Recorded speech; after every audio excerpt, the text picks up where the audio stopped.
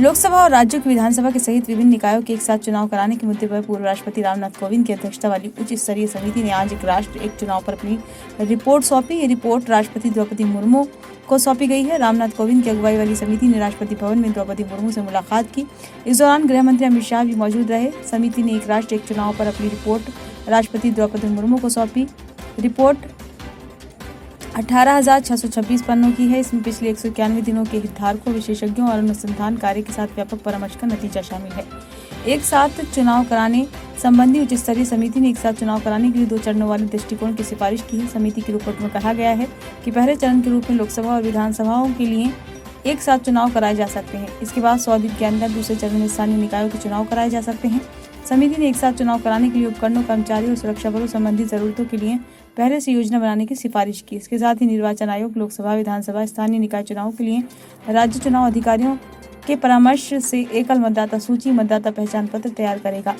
राष्ट्रपति द्रौपदी मुर्मू को सौंपी गई 18,000 से ज्यादा पन्नों की रिपोर्ट में कोविंद की अगुवाई वाली समिति ने कहा है कि एक साथ चुनाव कराए जाने से विकास प्रक्रिया और सामाजिक एकजुटता को बढ़ावा मिलेगा, लोकतांत्रिक परंपरा की नींव गहरी होगी और इंडिया जो कि भारत है की आकांक्षाओं को साकार करने में मदद मिलेगी।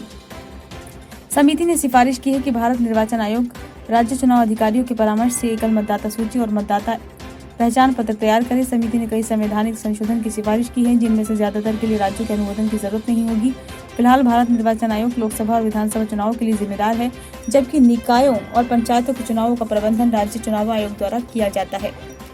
कोविंद ने जब राष्ट्रपति भवन में राष्ट्रपति को रिपोर्ट सौंपी, उस वक्त उनके साथ समिति के सदस्य गृह मंत्री अमित शाह, वित्त आयोग के पूर्व प्रमुख सुभाष कश्यप, राज्यसभा में विपक्ष के पूर्व नेता गुलाम नबी आजाद और विधि मंत्री अर्जुन राम मेघवाल थे।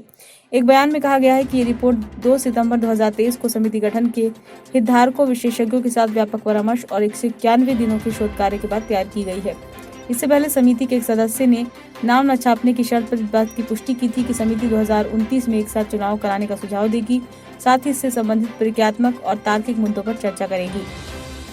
समिति के एक दूसरे सदस्य ने भी नाम न छापने का अनुरोध करते हुए कहा कि समिति का मानना है कि उसकी सभी सिफारिशें सार्वजनिक डोमेन में उपलब्ध होनी चाहिए, लेकिन ये सरकार पर निर्भर है कि वह उन्हें स्वीकारेगा या स्वीकार करेगा। दूसरे सदस्य ने यह भी कहा कि रिपोर्ट में 15वें वित्त आयोग के अध्यक्ष NK सिंह और अंतर्राष्ट्रीय मुद्रा कोष की प्राची मिश्रा द्वारा एक साथ चुनावों की आर्थिक व्यवहार्यता पर एक पेपर शामिल है। रिपोर्ट में एक साथ चुनाव कराने के लिए आवश्यक वित्तीय और प्रशासनिक संसाधनों का भी उल्लेख किया जाएगा। आयोग ने अपनी वेबसाइट के माध्यम से और पूर्व मुख्य चुनाव आयुक्तों सहित विभिन्न हितधारकों से प्राप्त फीडबैक पर विचार किया है। ब्यूरो रिपोर्ट, नई दिल्ली।